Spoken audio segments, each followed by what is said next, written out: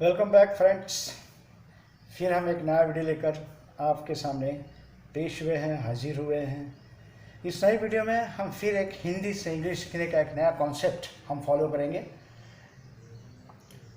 देखिए, तरीका वही है, टेक्निक वही है, लेकिन जैसा मैंने पहले के वीडियो में आपसे कहा है कि बूंद बूंद से सागर भरता है। हमें पूरा यकीन है ये इंग्लिश का सागर हम बिल्कुल भरेंगे भी और इस तरह पिएंगे कि फिर कभी हमें कहीं और से कुछ भी इंग्लिश के बारे में सीखने की ज़रूरत नहीं पड़ेगी। आज हम सीखेंगे एक नया सेंटेंस, कहता हूँ, कहती हूँ। अब जैसा कि मैंने हर बार में बोलता हूँ कि हिंदी में दो मेल और फीमेल बोलने की एक रिवाज है, लेकिन इंग्लिश में नहीं है। तो कहता हूँ के लिए बॉय और कहती हूँ के लिए गर्ल। तो ये तो एक आम बात हो गई। अब हमको आगे देखना है कि कहता हूँ और कहती हूँ इसको इंग्लिश में हम कैसे यूज़ करेंगे। हिंदी में तो हम ऐसे ही बोलते हैं, मैं कहता हूँ तुम बैठ जाओ, मैं कहता हूँ तुम चले जाओ, मैं कहता हूँ तुम आ जाओ, मैं कहता हूँ तुम कर डालो, मैं कहता हूँ तुम ले आओ, मैं कहता हूँ तुम जाके आ जाओ। हर तरीके से हम न जाने कैसे कैसे सेंटेंसेस हम बोलते हैं वक्त के हिसाब से, और जब भी हमको ज़रूरत पड़ेगी वो हिसाब से। तो हम यहाँ पर देखेंगे एक सेंटेंस है, मैं कहता हूँ कि वह गलत है।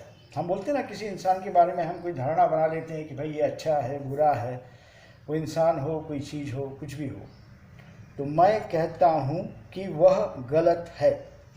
आई say that he is wrong. अब मैं कहता हूँ, इसके लिए क्या वर्ड है? आई से, SAY से। मैं कहता हूँ, आई से।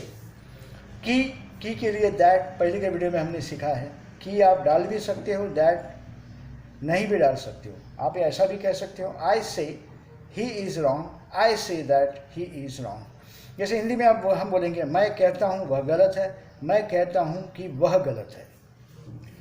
तो बहुत ईजी है। यहाँ पर की का आप यूज़ कर भी सकते हो या नहीं भी। की हमने दैट के लिए वापरा है या दैट हमने की के लिए वापरा है। अब इस की और दैट को आप यूज़ भी कर सकते हो और नहीं भी यूज़ कर सकते हो। ठीक है दोस्तों, वापस नेक्स्ट पेज पे जाते हैं।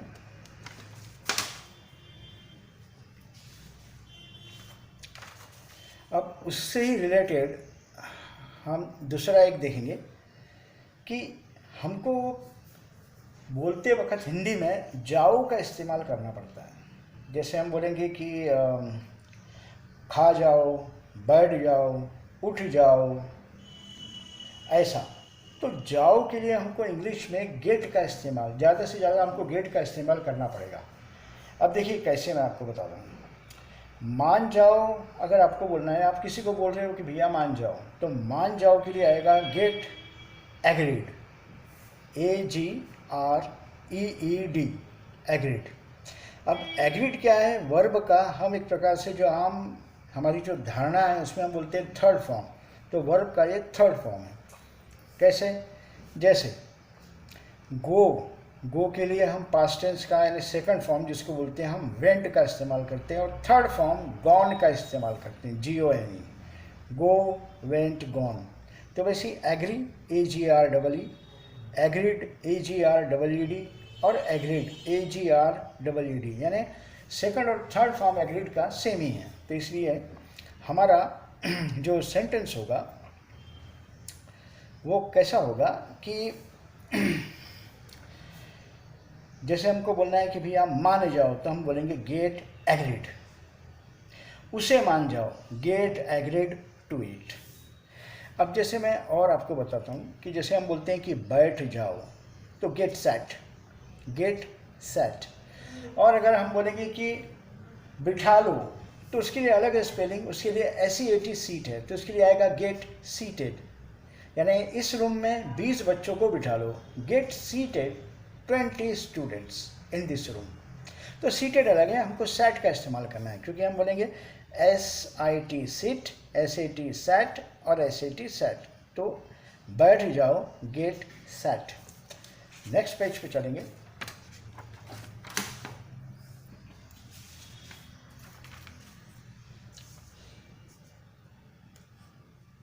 ये देखिए, नेक्स्ट पेज पे ये हम कह रहे हैं खा जाओ।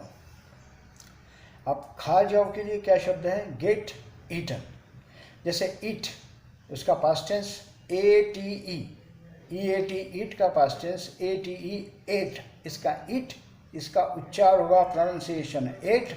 और ईटन, EATEN, ईटन। उसके बाद दूसरा दिया है कर जाओ, गेट डन। गेट डन, कर जाओ। तो जाओ के लिए हम क्या इस्तेमाल कर रहे हैं? हर बार गेट का इस्तेमाल कर रहे हैं। और जो शब्द है जैसे खा, उसके लिए हमने ईटन का इस्तेमाल किया। कर के लिए हम इस्तेमाल कर रहे हैं डन का, क्योंकि डू, DO डू, उसका पास्ट टेंस DID डिड, और उसका थर्ड फॉर्म है DONE डन। तो क्या आएगा? गेट डन, कर जाओ, गेट डन। अब सेंटेंस देखिए, हमने जो सीट का जो देखा था, SIT सीट, यानी बैठ जाओ, तो मैं कहती हूँ बैठ जाओ। सेंटेंस कैसा है? मैं कहती हूँ बैठ जाओ। सेंटेंस कैसा बनेगा इंग्लिश में? आई से, जैसा मैंने आपसे कहा, मैं कहती हूँ आई से। दैट लगा भी सकते हो, नहीं भी, यानी की। मैं कहती हूँ कि, तो की के लिए दैट है, तो आप लगा भी सकते हैं, नहीं भी। तो आपको बोलना है मैं कहती हूँ बैठ जाओ। आई से गेट सेट, आई से गेट सेट। नेक्स्ट पेज पे जाएंगे।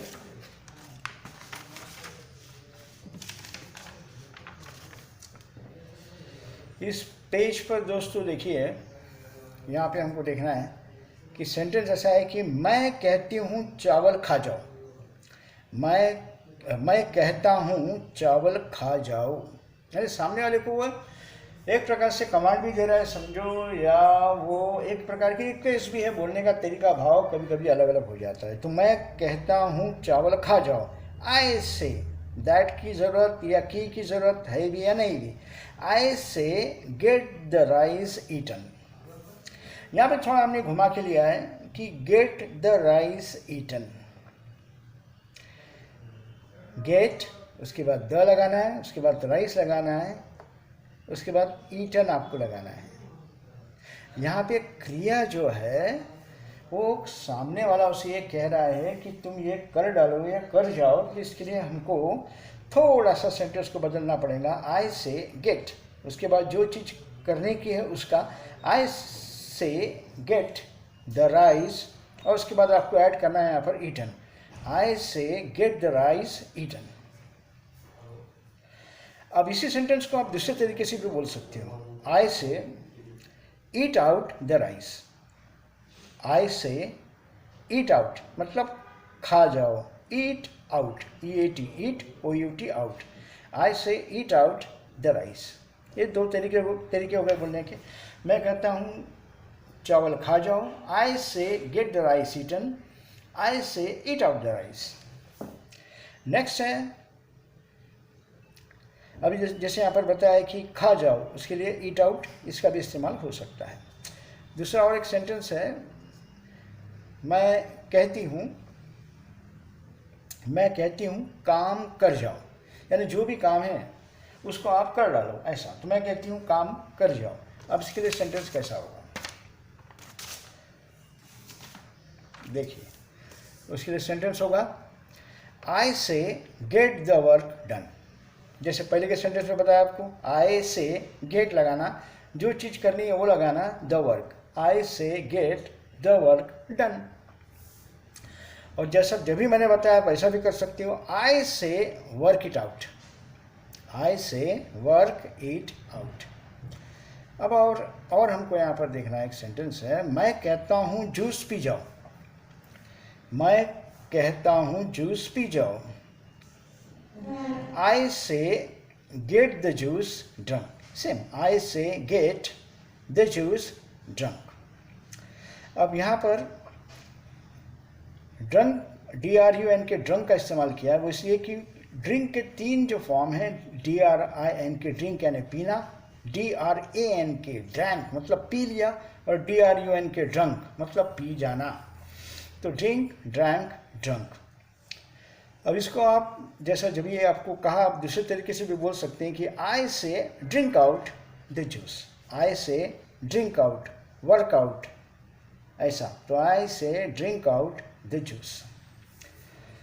तो दोस्तों ये वीडियो फिर हम यहीं पर ख़त्म करते हैं, और ख़त्म करने से पहले आपको फिर मैं एक बात बोलूँगा, मैं फिर जल्दी आऊँगा एक नया कॉन्सेप्ट लेके।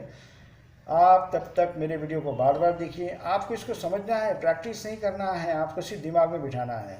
आप बस अपना काम करते रहिए, इसको दिमाग में बिठाते रहिए। मेरा वीडियो सब्सक्राइब, लाइक और बेल आइकॉन आप प्रेस करते रहिए। देखिए बहुत जल्दी आपको मैं ऐसी मंजिल पर लेकर जाऊंगा जहां आपको इंग्लिश बिल्कुल वैसी ही फील होगी जैसे हिंदी है। ठीक है, फिर मिलते हैं। Good bye for now, thank you for watching.